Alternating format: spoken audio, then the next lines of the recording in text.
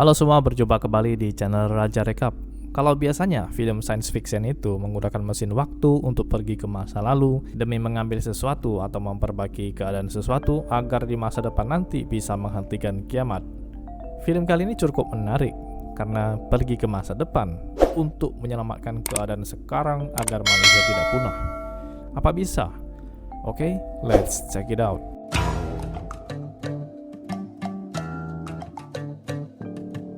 Film ini dimulai dari informasi bahwa tingkat oksigen bumi semakin menipis akibat ulah manusia yang suka menebang hutan.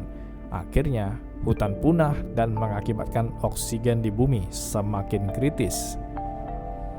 Maka film ini berjudul 2067. Kehidupan di tahun 2067 sangat suram. Mereka hidup dengan oksigen yang tipis. Seringnya kasus bunuh diri akibat susah bernapas.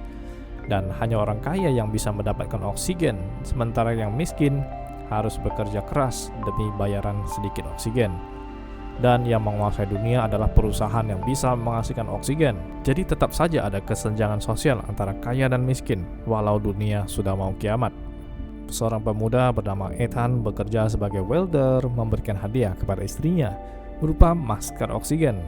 Tampaknya istrinya sakit, yaitu penyakit kekurangan oksigen. Suatu hari dia diperintahkan untuk dibawa ke atas oleh petugas, dan dia bersama temannya sampai ke suatu tempat yang kelihatannya sangat terang dan bersih.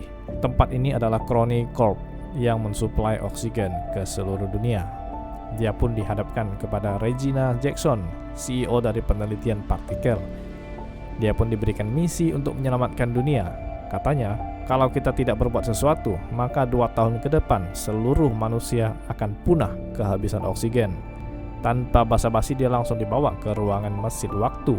Di ruang mesin waktu ini bisa menampilkan pesan dari masa depan, ya 400 tahun ke depan, dan tampilan pesannya yaitu Send Ethan White.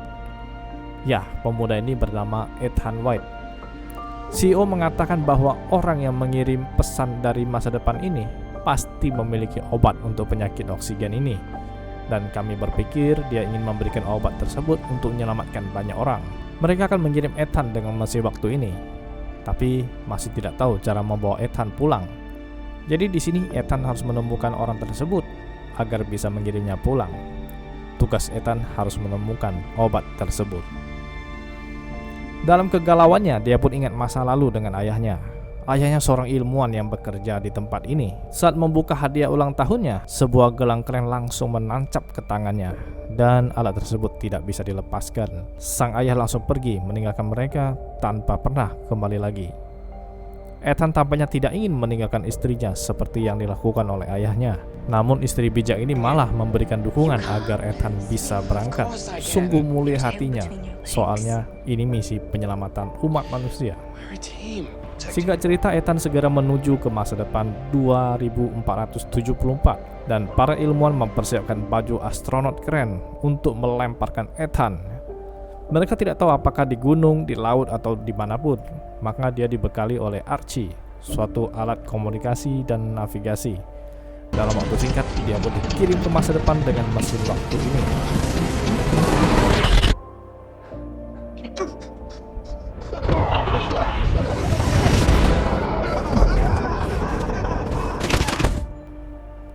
Sesampainya di masa depan, dia terjatuh ke sebuah hutan tropis. Baju astronotnya terbakar dan peralatannya meledak. Lalu dia begitu takjub melihat pohon-pohon alami yang tidak pernah dia temukan di tahun 2067. Dia pun mengambil alat navigasinya dan segera membawanya ke suatu bangunan. Namun dia dikejutkan oleh tumbuhan tengkorak manusia yang sudah lama tewas. Setelah membaca nama di seragamnya, dia terkejut, namanya Ethan White juga. Waduh, dia menemukan dirinya tewas ditembak di kepalanya. Dia pun bertanya kepada Archie. Tampaknya memang benar yang mati itu Ethan juga. Jadi ada 2 Ethan di sini, cukup membingungkan. Dia kemudian mengambil gelang tersebut dan mencocokkan dengan miliknya. Ada perbedaan, yang satu merah, yang satu hijau. Dia pun memanggil Archie. Ada 2 Archie yang menjawab. Lalu memutar rekaman suara Archie usang itu.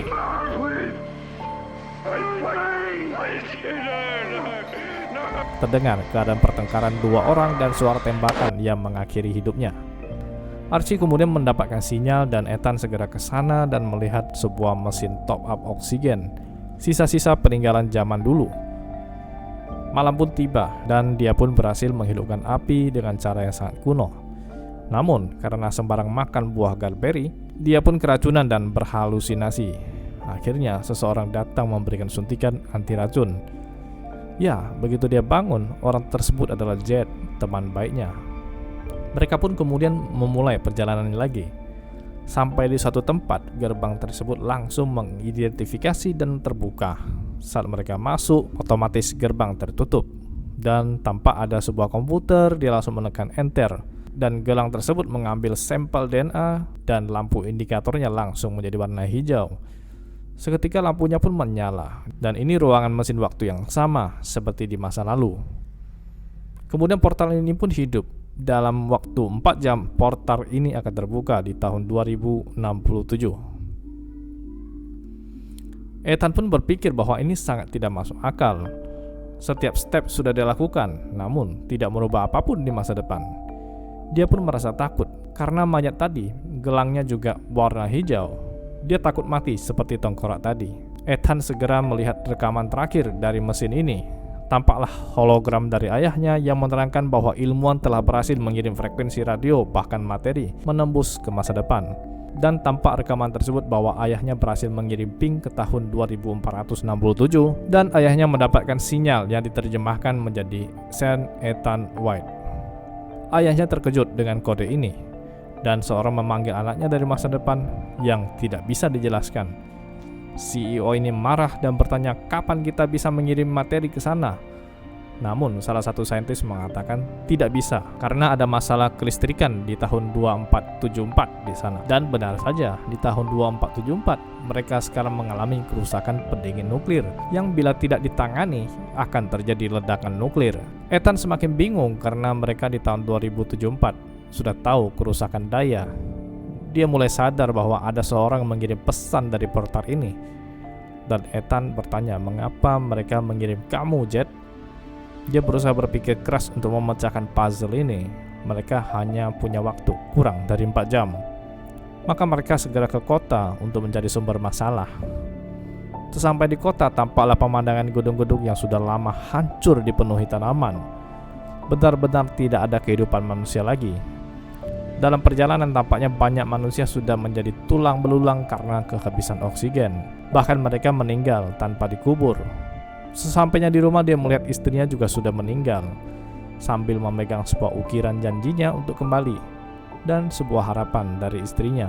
Ya, di dunia 2474 manusia punah secara total. Dan dia teringat di masa kecilnya dia mendapat telepon dari ayahnya untuk menyuruh mereka keluar dari rumah menuju suatu tempat karena dalam bahaya. Namun dalam perjalanannya mereka menemui orang bersenjata, kemudian ibunya tewas ditembak dan merebut masker oksigen mereka. Kemudian Jed datang menyelamatkannya. Di tengah keputusasaannya, Jed mengatakan mungkin lebih baik seperti ini. Tidak ada lagi yang menderita lagi. Ethan teringat kata-kata ini dan memutar rekaman Archie lamanya. Dan memang benar itu suara dari Jed yang kemudian mengakhiri hidupnya dengan suara tembakan ke Ethan. Jed terkejut dan dengan temperamen dia segera mengarahkan pistol ke Ethan. Itu bukan aku, katanya. Setelah Jed menenangkan diri, mereka pun menuju ke ruangan kontroler nuklir dan menemukan masalahnya. Ethan akhirnya berhasil memperbaiki masalah pendingin reaksi nuklir. Mereka segera kembali ke portal dan terlihat 37 menit lagi akan diaktifkan. Ethan melihat sebuah pintu dan membukanya. Ternyata tulang Ethan White masih ada di sana. Ethan pun berdebat dengan Jed dengan mengatakan bahwa kita tidak merubah apapun, yang artinya kita akan pulang ke rumah dan Jed akan menembakku mati di depan pintu itu. Akhirnya mereka pun bertengkar dan hilang kepercayaan. Ethan mulai memutar rekaman ayahnya. Namun Jed mau merusak powernya karena takut rahasianya terbongkar. Ethan langsung menguncinya di ruangan tersebut. Saking penasaran dia kemudian melanjutkan rekaman ayahnya. Dan tampaklah Jed hadir bersama CEO-nya. Ayahnya berusaha menyelamatkan bumi, namun CEO ini malah mau kabur ke masa depan dan membiarkan segalanya hancur. CEO gendut ini mengatakan tidak perlu susah payah mencari obat di masa depan. Bumi akan sembuh sendiri oksigennya bila manusia punah. Jadi kami akan ke masa depan dengan orang-orang pilihan untuk memulai peradaban manusia baru. Karena ayah Ethan tidak percaya dengan membiarkan kepunahan manusia adalah satu-satu caranya, maka dia mengunci sistemnya dan hanya DNA Ethan yang bisa mengaktifkan portal mesin waktu di masa depan. CEO ini marah dan langsung menembak ayahnya. Dan Jet diperintahkan untuk menjaga Ethan karena dia adalah orang penting yang bisa membuka portal masa depan. Mendengar hal ini, Ethan pun marah karena dia merasa dibohongi oleh Jet. Dan Jet mengatakan dia telah dimanfaatkan. Jet mengatakan kita tidak bisa merubah masa lalu. Ethan pun segera berpikir untuk mencari cara lainnya untuk menghentikan ini semua. Dia berusaha merusak portal ini. Sebenarnya misi Jet adalah menjaga sampai portal ini terbuka. Dia pun berusaha untuk menembak Ethan, namun Ethan tidak melawan dan mengatakan, "Aku percaya denganmu." Dia pun telah tersadar bahwa dia adalah teman sejatinya selama ini.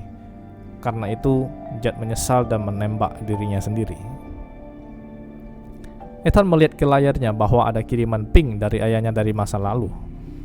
Dan dia akhirnya sadar bahwa ternyata dia sendirilah yang mengirim sinyal send Ethan White itu. Dia sadar dia hanya dimanfaatkan oleh CEO gendut ini untuk mengaktifkan portal di masa depan agar orang-orang kaya bisa kabur ke masa depan. Sementara itu di bumi, CEO gendut ini sudah mempersiapkan orang-orang kaya yang bisa masuk ke portal masa depan. Dan Ethan sudah tidak dipakai lagi, maka dia akan dihabisi oleh anak buah CEO gendut ini. Menjelang 30 detik terakhir menunggu portalnya terbuka ke masa depan, ternyata portal tersebut gagal dan mendapat kiriman dari masa depan berupa tanaman liar. Dan ada satu kaleng kecil beserta Archie yang merekam kejahatan CEO gendut ini. Ternyata Ethan tidak membiarkan orang-orang kaya ini selamat ke masa depan.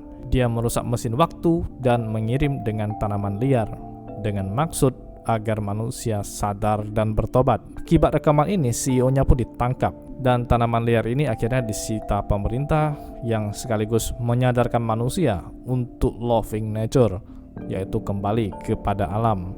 Sambil melihat TV, istrinya mendapatkan kiriman bunga segar dari suaminya Ethan. Dan Ethan pun melihat kembali tulangnya. Ternyata sudah tidak ada lagi di sana. Takdirnya sudah berubah. Dan dia pun segera pergi melihat kotanya. Ternyata kota punah tadi sudah berubah menjadi kota masa depan yang canggih, yang environmental. Ini berarti peradaban manusia masih terus berlangsung di 2474. Film ini mengajarkan kepada kita untuk tetap menjaga kekayaan alam hayati untuk keberlangsungan umat manusia. Sekaligus menyadarkan manusia kalau kita tidak berbuat sesuatu untuk menghentikan laju penebangan hutan, maka nasib manusia akan punah karena kehabisan oksigen. Okay, see you in my next video. Bye.